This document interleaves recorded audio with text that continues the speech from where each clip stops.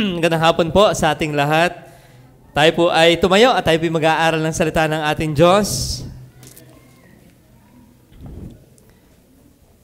Sa aklat po ng Ephesians chapter 3, verse 14 hanggang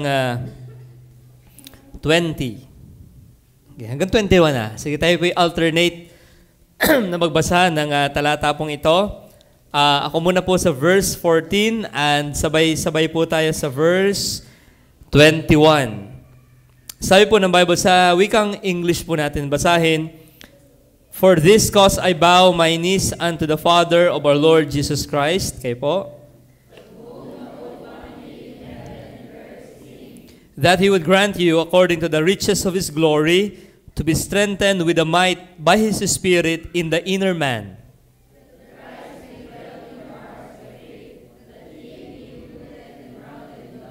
may be able to comprehend with all the saints what is the breadth, the length, the depth, and the height,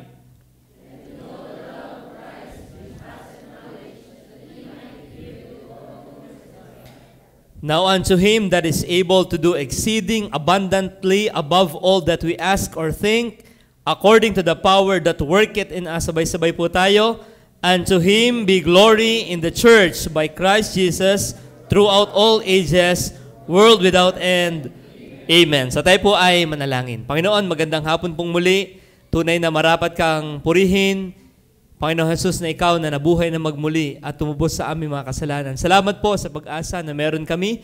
Salamat po sa iglesyang ito na nagsasama-sama tuwing araw ng linggo para kayo po ay papurihan, luwalhatiin. Salamat sa mga kapatiran na nakakasalamuha po namin na nagpapatuloy sa iyong gawain. Samahan niyo kami sa pag-aaral muli ng iyong salita. Kayo po ang magpapala maging sa aming pastor na nasa sa okasyon po para i-celebrate ang buhay ng aming Pastor Hernandez. Dalahin po namin, O Diyos, na i-bless mo rin pong patuloy ang gawain sa Batangas City, Panginoon. Samahan niyo kami at patawad din po sa lahat ng pagkukulang at kalabisan. Batid niyo po ang aming isip, ang aming mga damdamin. Gabayan niyo kami, Banal na Espiritu, sa ngalan po ng Panginoon Jesus. Amen. Nabanggit nga po ng ating pastor kanina na hinihingi ko yung outline talaga niya. Totoo po yan. Kasi, magkakampyata po tayo.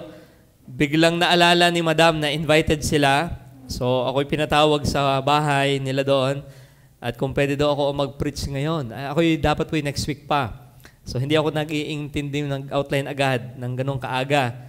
Ay, alam ko si Pastor Iyari na ang kanyang outline. Sige, Pastor, nung ipipreach ko po, di yung iyong lesson. Yun daw aking naka-assign. Hindi ko pwedeng yung inyong lesson. At ako na lang ho ang mag-aaral. Ay, hindi, ikaw. So, tapos nagkaroon tayo ng camp. And then, kaya kagabi, nung tayo umuwi, ako po'y natulog talaga. Tapos may choir.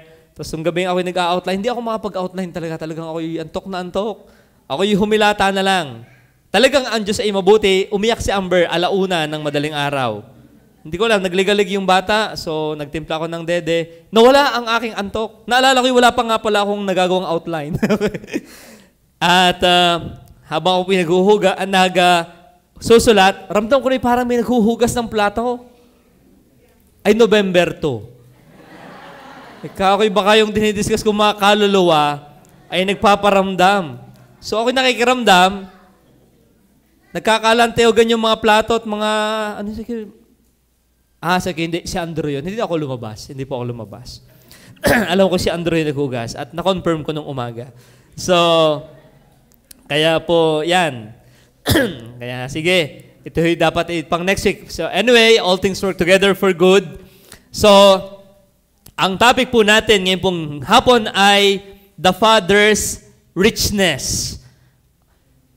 Kamakailan lamang ay nagkaroon ng disclosure ang ating mga senador, kung kayo pinanonood ng TV, ng kanilang mga tinatawag na SALN or Statements of Assets and Liabilities of Government Employees.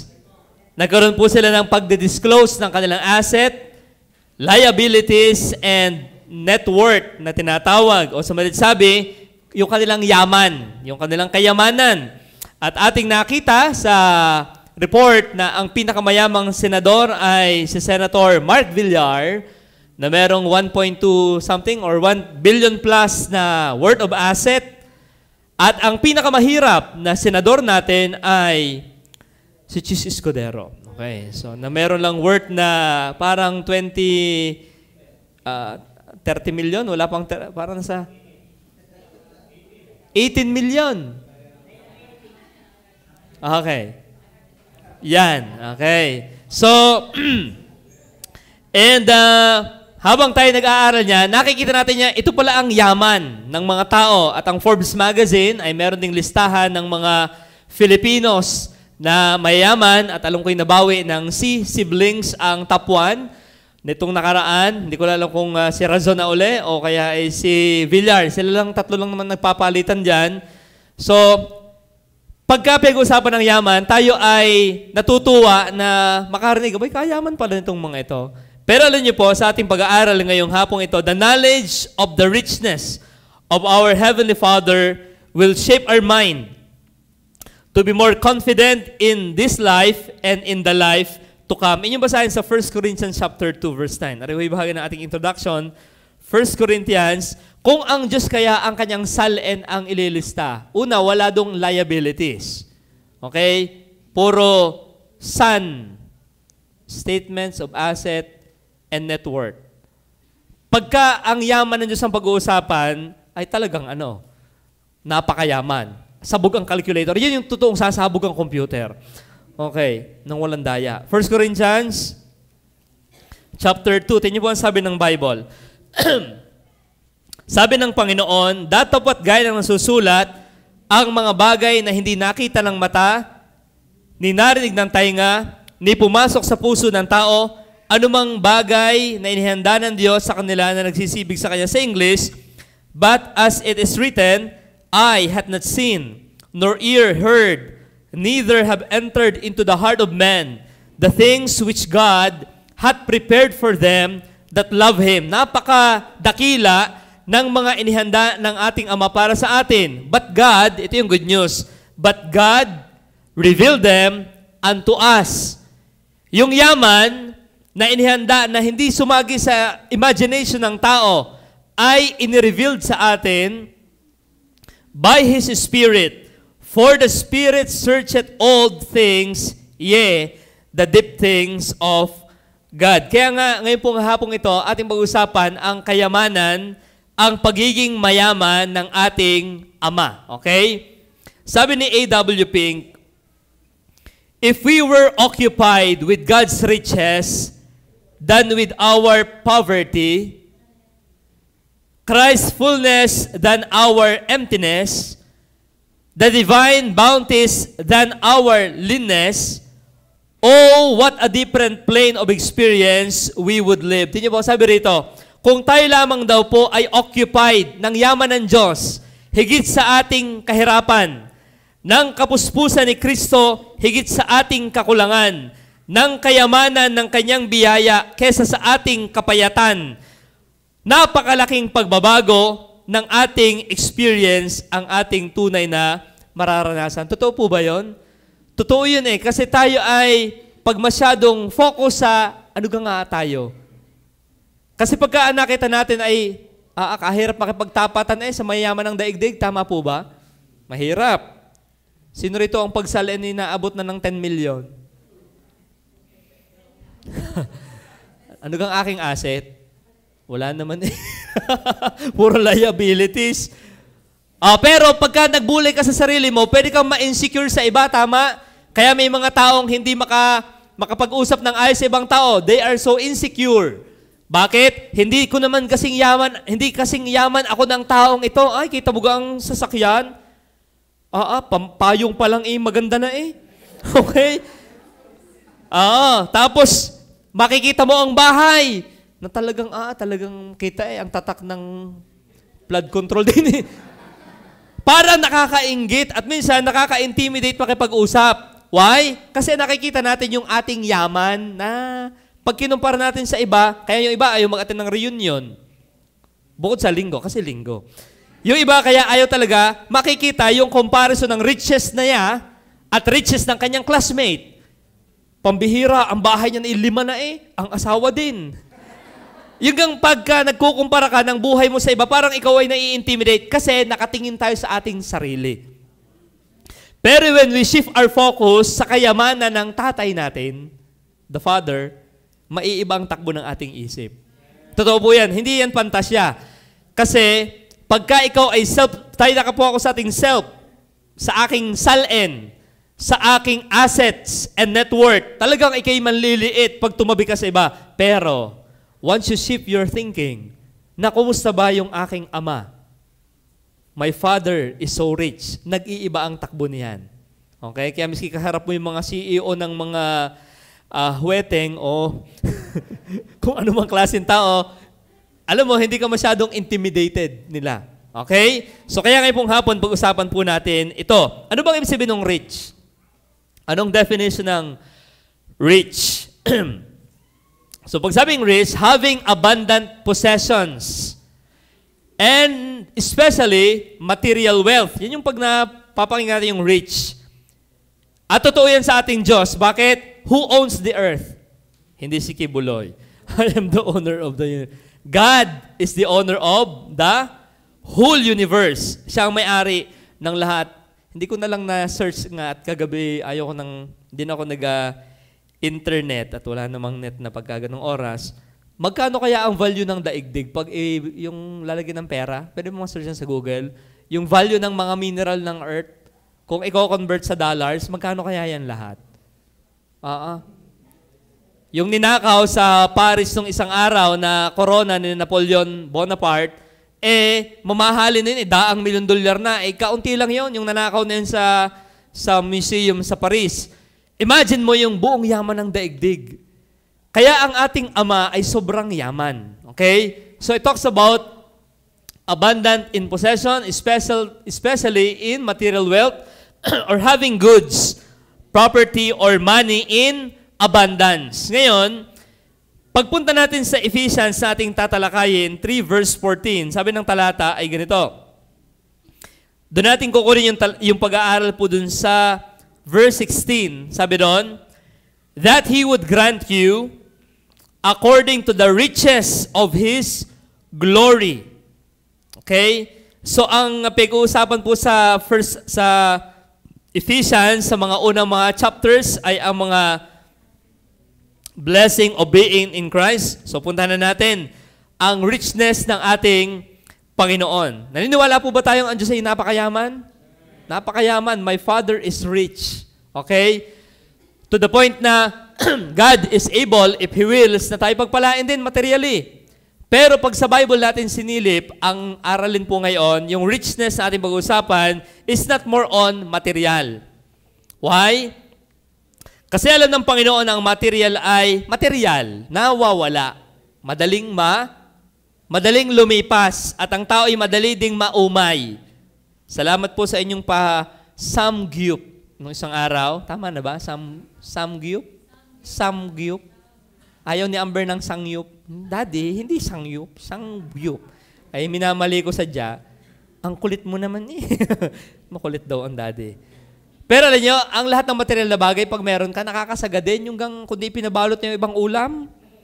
Bakit? Talagang mo yung ramdam na parang hindi ka na makahinga.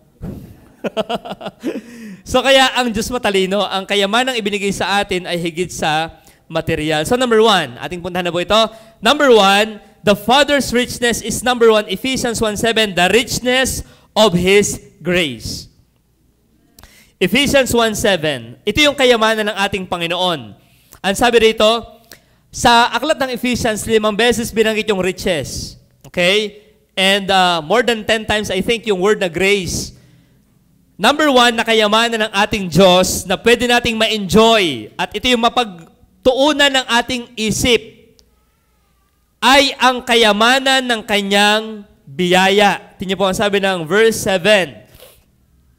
Binanggit sa verse 7 yung, sabi sa English, in whom we have redemption through His blood, the forgiveness of sins according to the riches of His grace. Alam niyo kung gaano kayaman ang ating, saan mayaman ang Diyos? Siya'y napakayaman sa kahabagan, sa Kanyang biyaya. Okay? Ano kahit ang Diyos ay napakatipid magpatawad? Okay, tama na, enough na ang aking biyaya. Okay, tama na yung yan. Okay, hanggang dyan na lang. Tama na ang araw sa'yo. Nagpapasalamat niya kasi kanina, buhay pa tayo. Totoo po yan. November 2 ngayon, inaalala ang araw ng mga matay, ng yumao. Salamat sa grace of God, buhay pa tayo.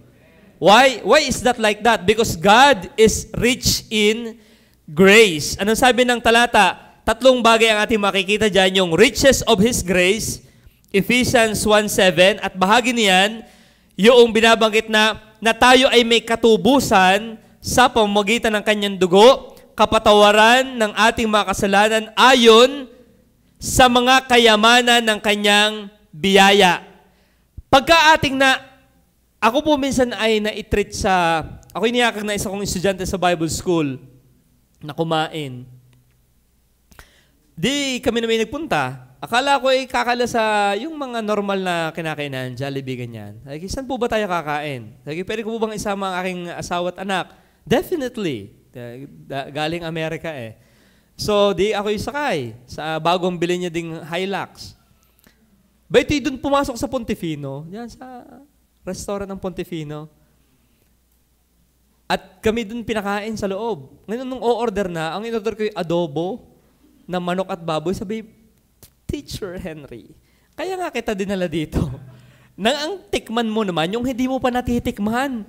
Alam nyo, kasi kung nakapasok na po kayo sa Pontefino, di po ba? Yung iba sa inyo, pag sa mamahal, 3,000, 1,500, ikaw ko'y pamihira. Alam nyo, pag sabi, yan pala, alam nyo, according to His riches, pagka ang kasama mo pala yung mapera, tapatan mo nga yung kaya mong, orderin mo yung ayon sa kanyang capacity.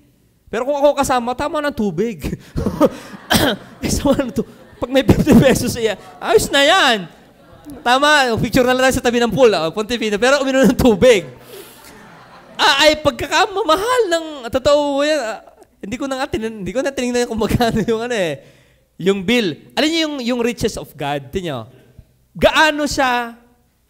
Gaano ang kanyang biyaya? Ayon sa kayamanan niya. Gaano siya kayaman? Ay sobrang yaman niya. Kaya nung kami po yung nagpunta doon, ayaw kasi niyang ipasabi yun, pero hindi man siguro nanonood yun. Pero nung ako'y nakarating, sabi, gana rin pala ang ano yung parang feeling ng nasa luxury kang kainan. Nakakatamad kumain. Hindi ko alam kung aling kutsarang gagamitin din eh. Nakalimutan ko na yung ethics eh. Dala ko isa tayo magsakol ng ang kutsara para sa butter. Bahala na. Basta kakain tayo. Pero ang punto, tinyo, bakit mayaman ang biyaya? Kasi yung nagbibiyaya ay napakayaman. Kaya ko lang kayo siguro ilibre dyan sa turo-turo dyan sa taas. Tama, tigli 5 fishball. Pero pag ang kasama mo yung mga mayaman, huwag kang re-request ng para 5 fishball. Miskin 5 kilo yan. Miskin 5 tonelada pa.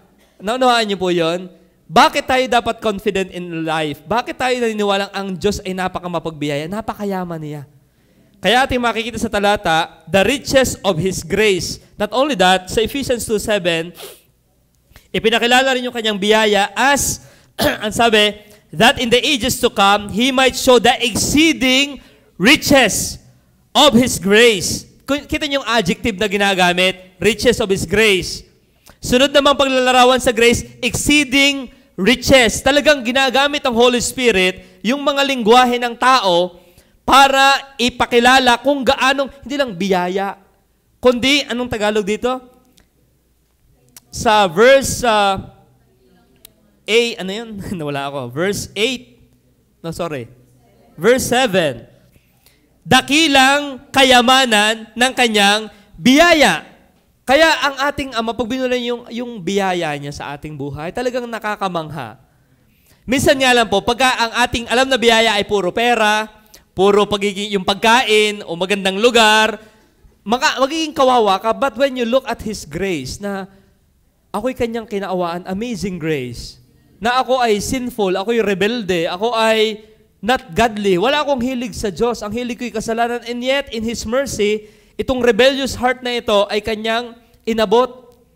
My stubborn heart ay kanyang pinalambot. Akong walang value because I am sinner and rebellious sinner, ay kanyang pinahalagaan. Hindi pag binalikan mo yon, ikaw ay mamamangha sa kanyang amazing grace. Yung kanyang riches of His grace, exceeding riches of His grace. At hindi dyan nagtapos pa ang talata.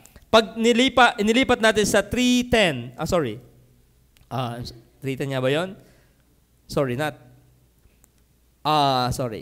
Romans chapter 5, verse 15. Lakdaw tayo ng konti ng book. Tingnan po kung paano man piniliwanag ni Paul dito sa Romans chapter 5, 15, 17, and 20, yung sinabi diyan na 5 verse 15. Tingnan sa inyong mga Bible. Ang sabi rito, but not as the offense, so also is the free gift. So pinagkukumpara dito yung kasalanan ni Adam. At ang sabi rito ay verse 16, not as it was by one that sinned, so is the gift. For the judgment was by one to condemnation, but the free gift is of many offenses unto justification. Verse 17, for if by one man's offense, death reigned by one, much more they which receive abundance of grace and the gift of righteousness shall live in life by one Jesus. Therefore, as by the offense of one, judgment came upon all men to condemnation, even so, by the righteousness of one, the free gift came upon all men unto justification. Verse 19, for as by one man's disobedience, many were made sinners, so by the obedience of one, shall many be made righteous. Ito po yung 20. Moreover, the law entered that the offense might abound. Mahalata mo talaga yung makasalanan by the law. But where sin abounded, tingnan to, grace did much more abound. Ano yung number 3 natin makikita sa biyaya ng Panginoon? Not only riches of His grace, exceeding riches of His grace, but super abounding grace. But where sin abounded, grace did much more abound. Ano ating makikita po dito? Bakit ang Diyos ay napaka mapagbiyaya sa atin? Anong foundation yan? John 1:14, 16. Ang foundation yan, si Christ. Bakit itong kayamanan ng biyaya ng Ama ay nararanasan ko? Alam niyo kung bakit? Dahil lang Panginoong Jesus. Aha. Kaya napaka-blessed ng ating buhay. Naunawaan niyo po ba yung biyaya na yon? Talagang hindi, yung kasalanan, kaya itong pag-aaral, ito yung nakakatuwang pag-aralan. Bakit? Kung ang kasalanan ay sagana, hindi kayang talunin ng kasaganaan ng kasalanan mo ang kanyang biyaya. Kasi, gaya ng tinalakay kaninang umaga, yung restoration ng Holy Spirit, dapat talaga naiisip natin to na may kinakanta nga tayo na yun, grace, grace, God's grace, grace that is greater than all my sin. Ganyan kayaman ang kanyang biyaya sa ating buhay. Okay?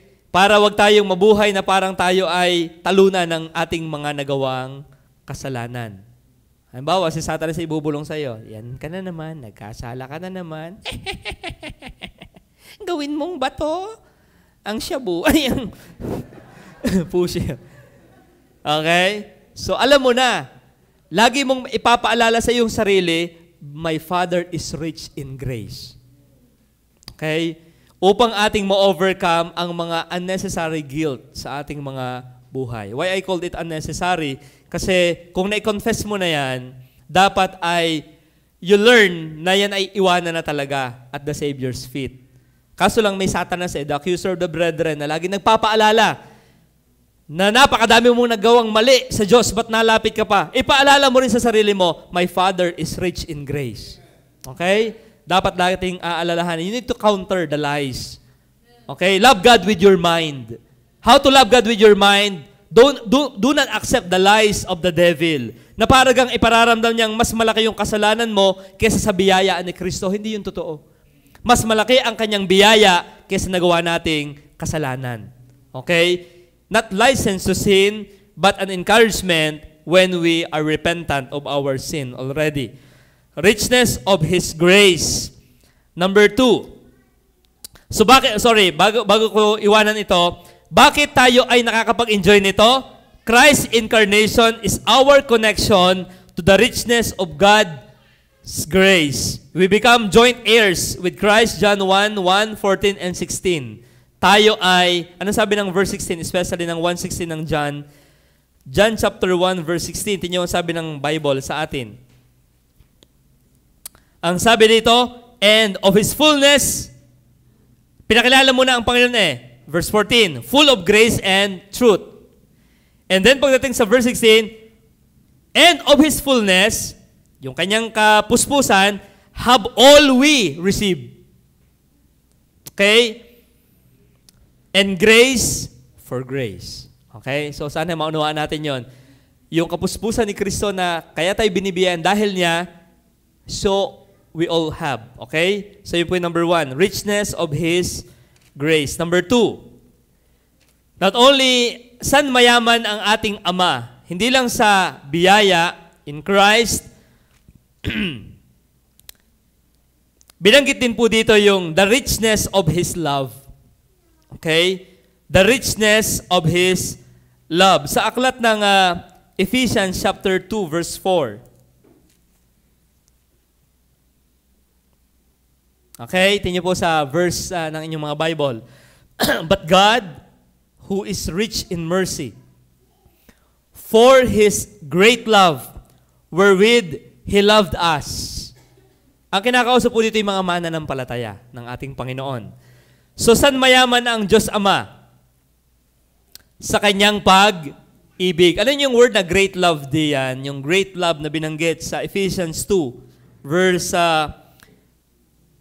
4, for His great love, it can be translated as plenteous, abundant. Okay? Yung word na great love ay pwedeng i-translate sa plenteous, ano yung plenteous? Sagana, at abundant, umaapaw ang kanyang pagmamahal. Yan po ba'y ating naunawaan pang tayo minahal ng Panginoon? Mahalagang balikan lagi yan. Okay? Ano mang relasyon pag pinabayaan mo yung binabalikan mong ikaw ay minahal, ikaw ay magpapabaya. Okay? Kaya dapat natin laging balikan na napakayaman ng ating Ama sa pagmamahal. Tingnan kung paano nilarawan. Very familiar, John 3 verse 16. Sorry, Jeremiah. Old Testament muna tayo. Jeremiah 31:3. Anong sabi ng Panginoon tungkol sa tingin niya sa iyo bilang ikaw ay na kay Kristo na? 31 verse 3.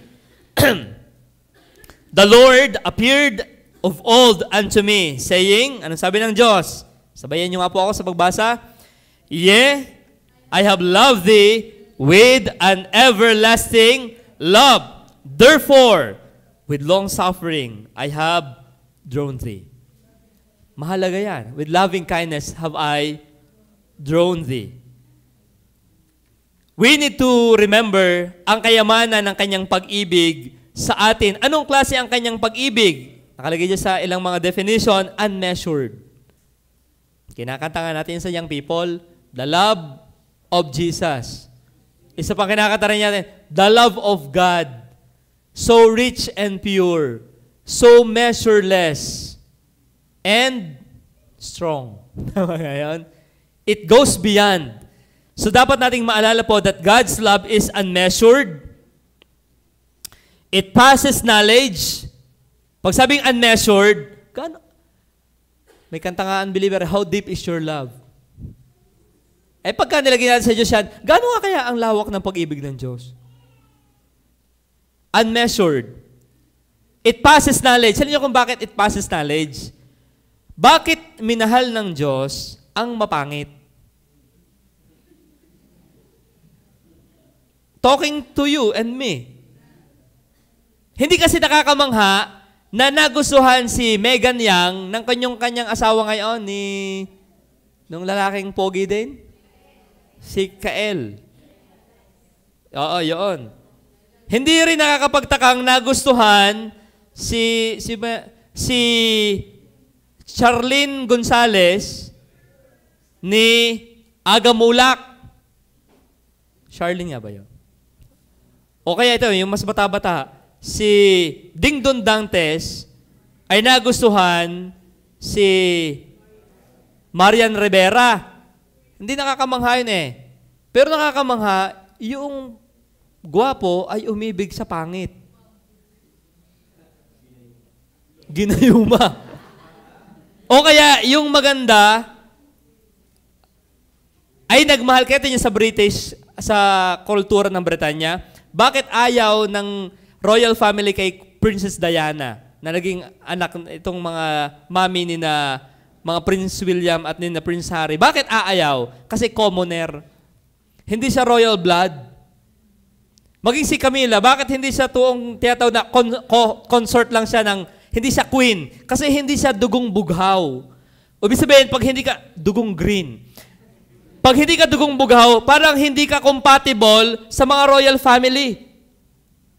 Pero ang nakakamangha, si Kristo, ang King of Kings and Lord of Lords, and yet, minahal tayo. Kumbaga nagpahanap ang ama, si Abraham, kay doon sa kanyang katiwala, inihanap, ang hinanap ay, kumbaga tayo ang napili. Hindi naman tayo karapat-dapat ibigin. When we understand that, na ang kanyang pag-ibig sa atin ay passes na, bakit passes knowledge? Hindi kasi yun logical. It's beyond knowledge na, kayong katang, why have you chosen me? Out of billions, your child to be. You know all the wrongs that I've done. Nakakamanghang isip, ba't nga ako'y naisipan ng Diyos? Kumbaga yung gabok sa sahig iyong dinampot at inilagay mo sa iyong magandang lalagyan. I am just a dust. And yet you pick up that dust and turn it into gold. Kaya yan ay dapat nating laging binabalikan. His love is unceasing. Hindi nagwawakas. Nung tayo nilikha ng Panginoon, tingnan yung kanyang pagmamahal. Tayo kanyang nilikha, tayo kanyang niligtas. Ngayong sinasa sa langit na ang Panginoon ay nagmamahal pa rin sa atin. Anong kanyang ginagawa sa langit para sa atin? Tapos na naman eh. Alam niyo ang ginagawa niya? That He is in the Father at ang ama't ang anak ay nag-uusap pa rin tungkol sa atin, sa ating mga sa ikabubuti natin dito sa lupa. He is ever interceding on our behalf. So, ano yung sabi ng talata sa 3:18 ng Ephesians? Ito yung prayer ni Paul sa mga mananampalataya. Tingnan yung laman ng kanyang prayer request. Nag-umpisa ang kanyang prayer request sa verse 14 hanggang verse 21. Ito yung kung tayo magiging mga pastor o kayo ay magiging father or mother, ito yung magandang prayer din natin sa ating magiging mga kapamilya or anak. Anong kanyang prayer? Spiritual ang laman. Ang kanyang prayer is this, that He would grant you, according to the riches of His glory, ito yung point 1, to be strengthened with the might of His Spirit, that Christ may dwell in your hearts by faith. Yun yung kanyang prayer. That ye be rooted and grounded in love. Ito pa yung isa 18. That we may be able to comprehend with all the saints, hindi lang tayo, with all the saints, what is the breadth, the length, and the depth, and the height. Ito yung ating ang sabi ni Apostle Paul, his prayer ay maabot natin, not the 4 different features of love, yung breadth, yung height, kumbaga 4 dimension of love, hindi yun ang kanyang tinatalakay dyan kundi maabot nawa natin yung vastness and the completeness of His love. Gaano tayo minahal ng Diyos? Sa taas, sa baba, lawak, napakalalim ng kanyang pag-ibig sa atin. So pagka ating nabulay, kasi ito nyo, ba't may mga tao nagpapatiwakal? Ba't may mga tao nagpapakamatay? And very recently, yung anak ni Kuya Kim ang gumawa niyan. People are looking for significance. Yung nagmamahal sa kanila. Na mamahalin siya as he is or as she is. Alam niyo saan niyo matatagpuan yung ganyang klaseng pagmamahal? Sa Diyos Ama lang yan. Kasi ang tao ay hindi kayang magbigay ng ganyan. Ang tao ay Siguro sa first impression, matutuwa sa'yo, pero pagkakasama mo na, ganun rin pala, are. Pero ang Diyos, nang ikikanyang minahal, alam naman niya lahat ng ating kalokohang gagawin pa. Alam niya ang ating beginning and ending, and yet, He chose to love us. Kaya dakila ang kanyang, napakayaman ng kanyang pag-ibig. Hindi yung mahal kita hanggat. Minahal kita sa taglay mong pambihira.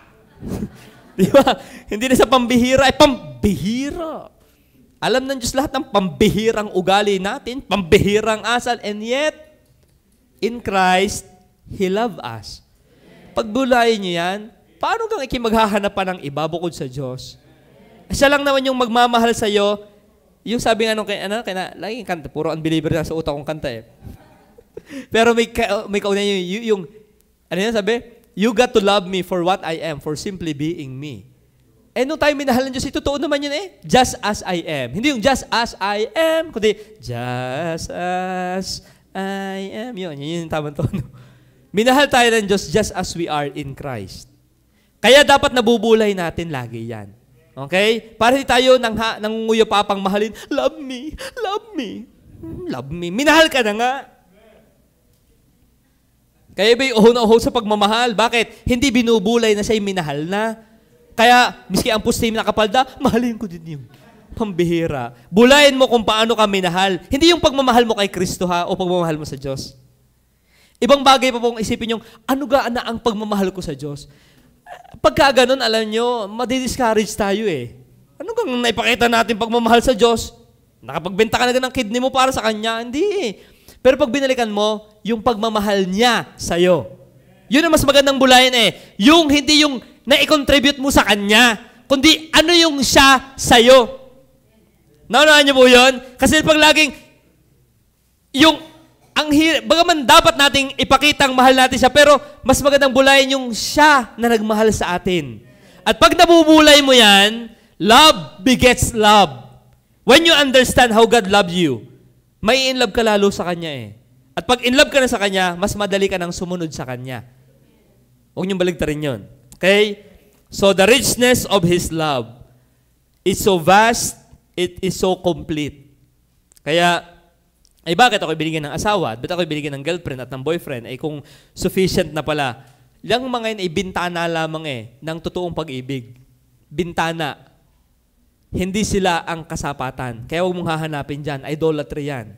Ibig sabihin, yung enjoyment of pleasure, enjoyment of fulfillment in a loving relationship with husband and wife, family, yan ay parang pampatakam lamang para lalo mong i-aspire na napakaganda nga pala ng pag-ibig ng Diyos. Eh ako'y natutuwa na sa pagmamahal ng aking asawa, sa pagmamahal ng aking anak, sa pagmamahal ng aking ina, ay yung mga ini parang buhangin lamang sa lawak ng dagat ng Diyos ng kanyang pag-ibig. Hindi kayang tapatan ng anumang human relationship ang richness of His love. Pag ginawa mo yan, kaya iba na di-disappoint nagmahal. Ba't hindi na abot yung aking gusto? Palte, lipat, divorce. Next, try again. Parang naglalaro ka lang doon sa World of Fun, try again. Kasi hindi mo madampot-dampot yung teddy bear. Maraming ganyan Akala ay nagte-testing. Akala yata sa iba pa mahahanap ang pagmamahal. No, it is already given to us by God in Christ. So, lagi natin yung bulayin. The richness of His love. Number 3. The richness of His counsels. Ang Ephesians chapter, itong aklat ng Efeso, meron po ditong binabanggit na mystery. Okay? Mahilig tayo sa mga kababalaghan, mga kakaiba, mga natatago. Mystery. When we say mystery, Ephesians 1:8 and 9. Ating tingnan po yung Ephesians 1:8. Ang sabi rito ay, wherein He hath abounded toward us in all wisdom and prudence. Verse 9, having made known unto us the mystery of His will, according to His good pleasure, which He had purpose in Himself. Ano ito? Alam nyo, sa Ephesians, pag inyong binasa po yan, meron diyang mga counsel or yung katotohanan na hindi na ipahayag ng Diyos sa Old Testament. Ano bang pag-aaral sa Ephesians? Hindi pinahayag sa Old Testament yung church. wherein sa ating panahon, ito ay ipinahayag ng Diyos sa atin. Alam nyo, isa sa nakakatuwa yung ikaw ay pinagtitiwalaang sabihan. Tama? Kayo po ba'y napapagsabihan pa? Pwede ba kayo mapagkatiwalaan? Ako'y may alam na bakla dito. Gusto niyong malaman? Kiss muna. Kiss muna.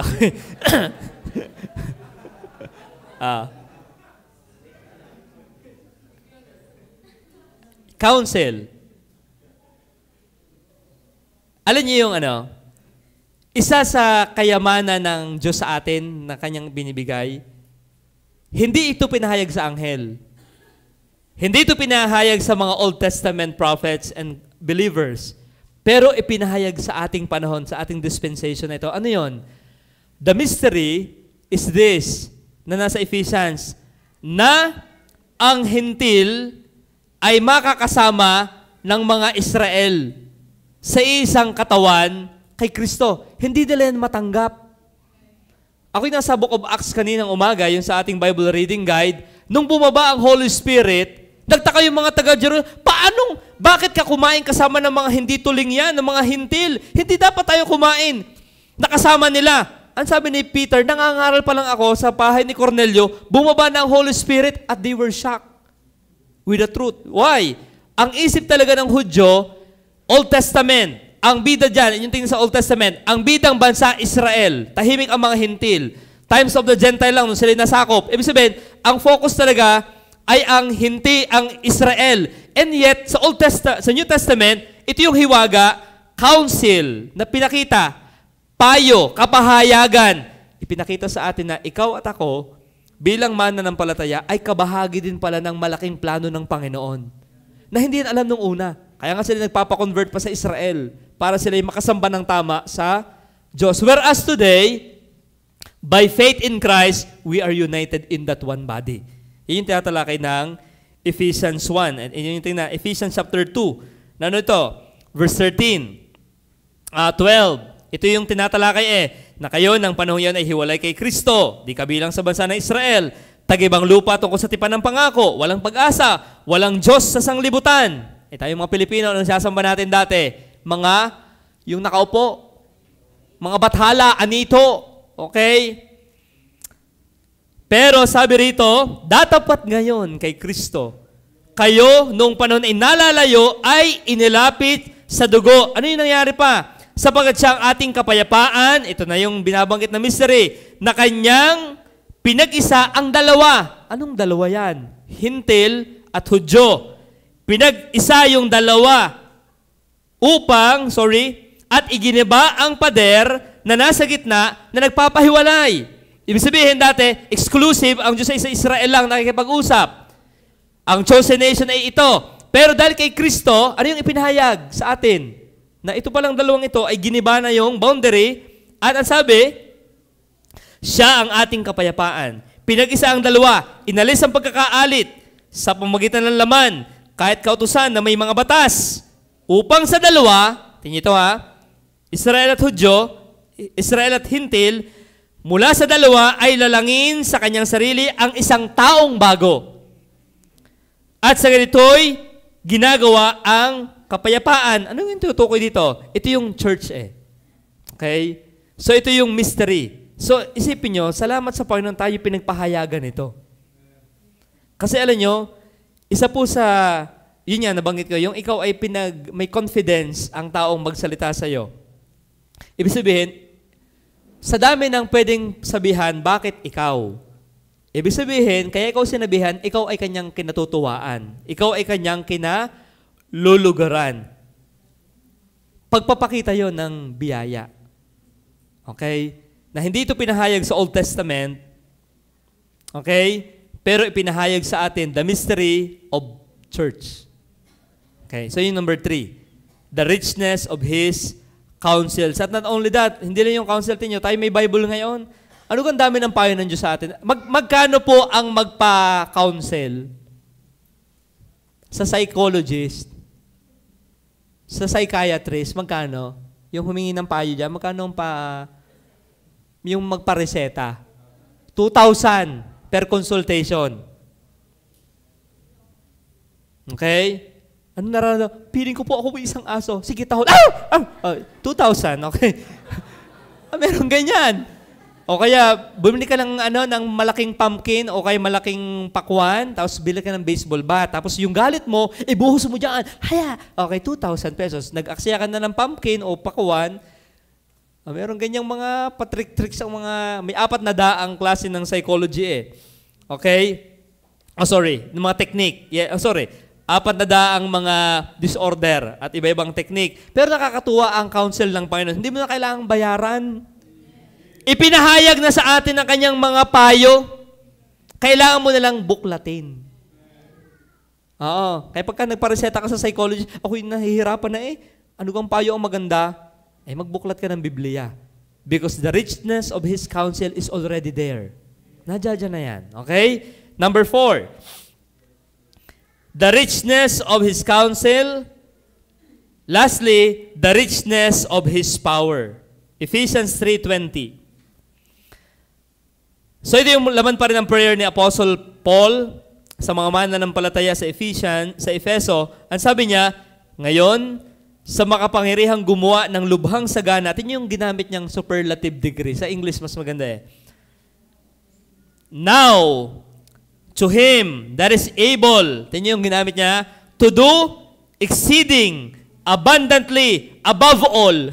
Inyong bulayin yung mga salitang yan. Pag nag-word study ka sa Bible School, isa-isahin mo yan. Able to do exceeding, abundant, above all. Ay puro parang superlative. Gaano katalina? Super, super, duper. Para gang most beautifulest. Talagang most beautifulest eh. Pero, isipin mo, ginamit mo ng most beautifulest. May beautifulest ba? Wala naman eh. Most beautiful lang. Ay talagang sa gusto mong ma-idea na, gaano ka kaganda, ay talagang siya ang most beautifulest. Ito, yung nagdugsong-dugsong na ang pagpapakilala ng biyaya na meron tayo. Tingnan nyo, God, He is able to do.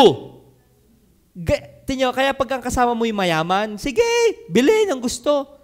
Tingnan nyo yung mga anak ng kumain lang 700,000 na. Kasi mayaman ang tatay ko eh. Pero illegal yon. Bakit tayo dapat mag-enjoy ng buhay natin bilang Kristiyano? Mas mayaman ang ating Ama. At legal pa. At biblical pa ang ating pwedeng maging enjoyment. Why? Because God is able to do exceeding abundantly above all that we ask or think. According to what? According to the power that worketh in us. Take note the word power diyan. Number 4 and the last, the richness of His power. Kung ating babalikan po yan sa Ephesians 1:19, ano yung power na yan na binigay ng Diyos sa atin? Verse 19, and what is the exceeding greatness of His power to usward, who believe? According to the working of His mighty power. Paulit-ulit yung mighty power, exceeding greatness of power. Ano bang power yung tinutukoy na yan? Verse 20, which He wrought in Christ, na ginawa niya rin kay Kristo. Alin ito? When He raised Him from the dead and set Him at His own right hand in the heavenly places. Anong connect niyan sa ating pinag-aaralan? Alam nyo, one of the richness of our Father is His power. Anong power ang pinapakita? The very power which raised Jesus from the dead and lifted Him by ascension back to the glory, to take His seat on the right hand of God. Anong ibig sabihin po dito? Meron nakatirang kakaibang kapangyarihan. Ano yung ikinaligtas? Yan kapangyarihan ng Diyos ang gumawa. Basta may richness, lagi yung may power. Halata nyo ba? Pag mayaman, may kapangyarihan. Hindi makansela ang passport Bakit? Mayaman. Hindi may pakulong Bakit? Mayaman. Kayang ibahin ang pinagpupulungan. Bakit? Mayaman. May power. When you have riches, you have power. Napapakibo mo yung mga hindi dapat pakibuin at napapatigil mo yung dapat ay nagagalaw. Because of power. San mayaman ang Diyos? Sa kapangyarihan. Anong kapangyarihan yung kanya niyang gawin? Na yung patay ay kanyang buhayin. Ay di tayo yun? Tayo yung patay. One of the greatest miracle na nangyari sa Biblia ay si Kristo ay nabuhay na magmuli sa mga patay. Wala nakakagawa niyan. Inyong tatandaan ha, sa ating worldview, dahil tayo magkakasama lagi, parang madaling intindihin yan. Pero once you talk to the atheist, paanong nabuhay ang patay? Kalukuhan yun sa inyong Christianity. Kaya kalukuhan ang Christianity sa iba. But that is the pinnacle. Yan yung pinaka-bedrock. Bakit tayo naniniwala na tama ang ating paniniwala? Bakit? How do you know that you are true? Bakit nyo nasabing totoo ang claim ng Christianity? Hindi ang Islam ang true, not Buddhism ang true. Why not Hindu are the true worldview? Bakit? Anong pagkakaiba? We believe in the resurrection of Christ. Naalam nyo, na kaya siya nabuhay na magmuli, kapangyarihan nyo ng Diyos Ama. Kasi walang taong kayang buhayin ang kanyang sarili. Tama? Kaya nga may araw ng patay. Kung hindi yan totoo, wala nang araw ng patay. Bakit? Lahat ay buhay pa hanggang ngayon. Pero pinatunayan ng Diyos sa araw na ito na kaya may patay. Bakit? Hindi talaga kaya ng taong buhay ng kanyang sarili. Ngayon, yung kapangyarihan na yun na nagbuhay kay Kristo mula sa patay ay siya ring bumuhay sa ating patay na espiritu. Gaanong katinding kapangyarihan yung ine-exert na yon? Pag ako nanonood ng pagpapalipad na Elon Musk ng SpaceX niya, yung Dragon, yung rocket niya, gaanong lakas ng enerhiya yon? Lalo sa mga engineer, alam na alam niyo po yun, yung per second, Kuya Ambet, gaano karaming fuel ang ibe-burn para makatakas ka sa gravity. Ang daming kapangyarihan nun eh. Okay? Imagine mo yung kapangyarihan ng Diyos na yun na nabuhay ang patay. Ay pagka ikinasa sa ICU, anong daming aparato para lang mabuhay ang tao? Tut.